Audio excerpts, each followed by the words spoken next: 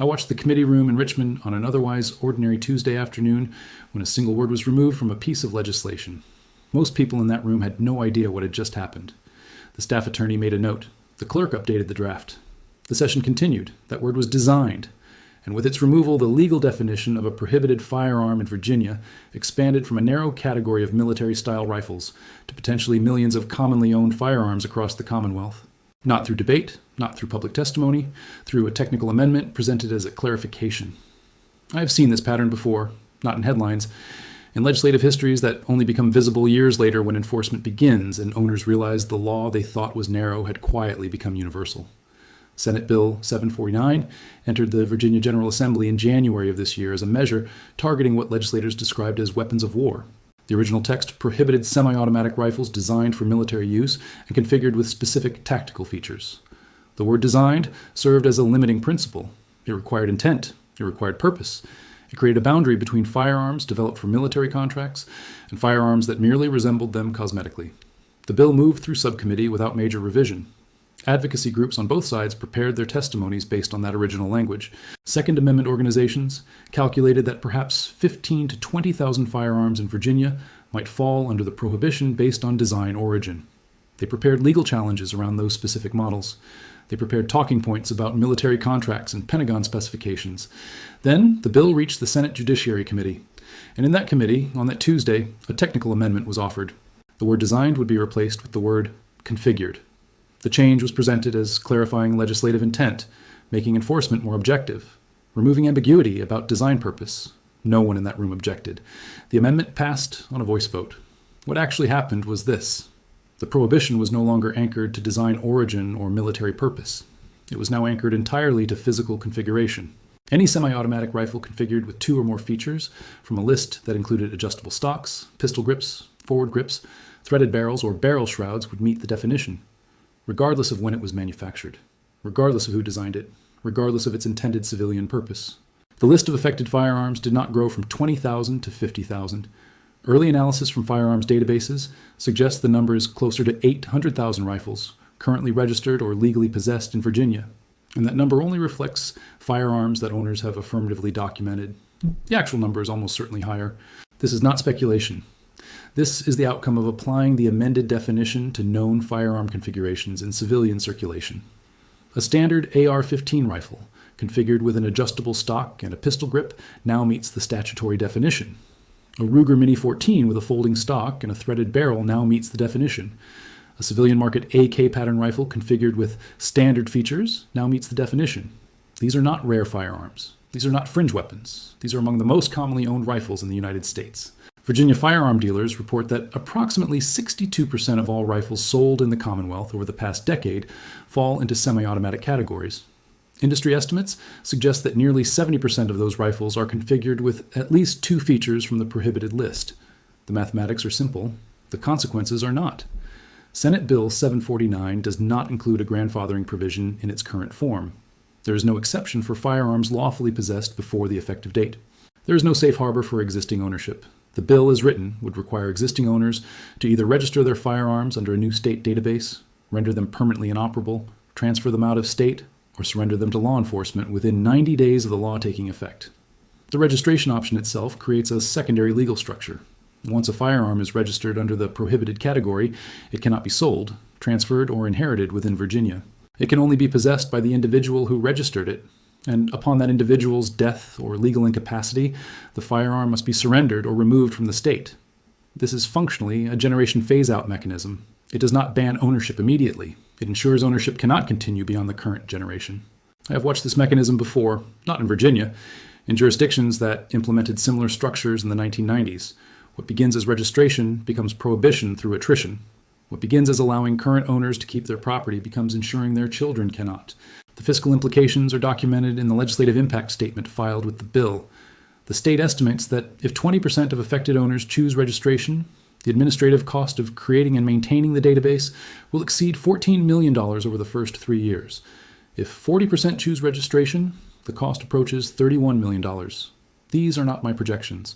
These are the fiscal estimates prepared by the state's own budgetary analysts. But those costs assume compliance. They assume owners will choose one of the 4 available pathways within the 90-day window.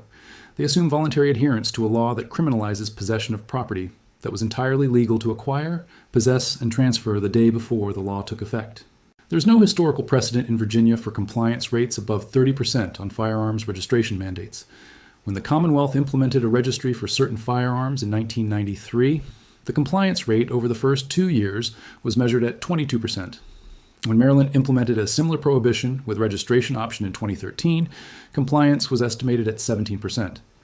When Connecticut enacted its registry requirement in 2013, the state police estimated compliance at 15%.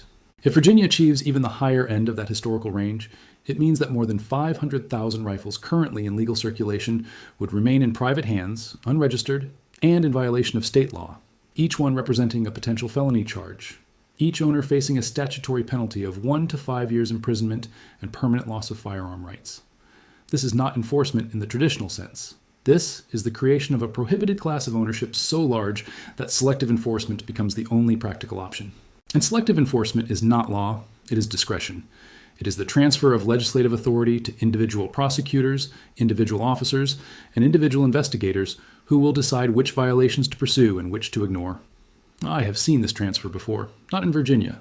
In jurisdictions where broad prohibition meant low compliance and enforcement became a tool of opportunity rather than a function of rule.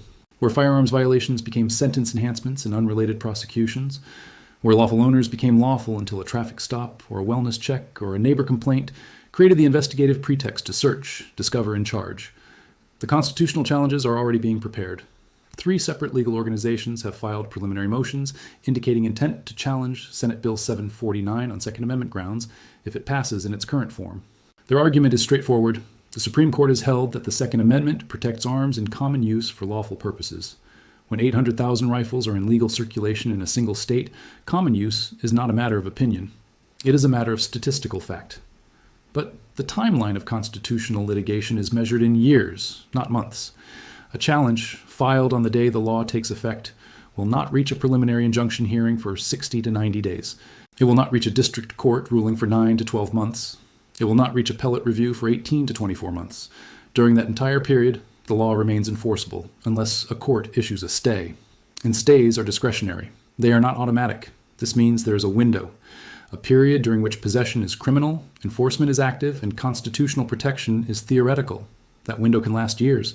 The Second Amendment challenges focus on the prohibition itself, but there is a separate constitutional question that is receiving far less attention. The Fifth Amendment prohibits the taking of private property without just compensation. When a government bans an entire category of property that was lawfully acquired, the question is not only whether the ban is constitutional, the question is whether the ban constitutes a taking that requires compensation. Virginia law recognizes property rights in firearms. They can be bought, sold, inherited, and transferred like any other tangible asset.